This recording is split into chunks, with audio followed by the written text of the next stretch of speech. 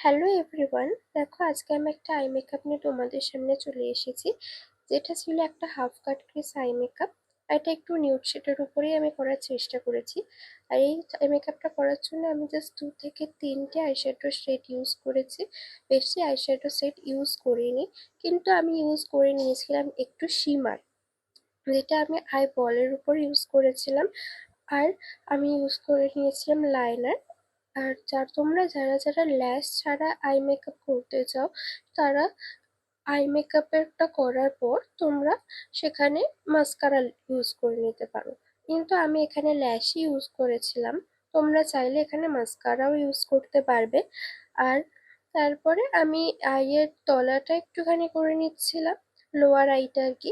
Lower আইটাকে আমি ওই 2 থেকে 3টে কালার, মানে যে কালারগুলো আমি ওপরে ইউজ করেছিলাম সেই কালারগুলো দিয়ে লোয়ার আইটা করে নিয়ে ভালো করে ব্লেন্ড করে নিয়েছিলাম। এটাই ছিল আমার ফাইনাল আই মেকআপ। তো তোমাদের কেমন লাগলো জানিও।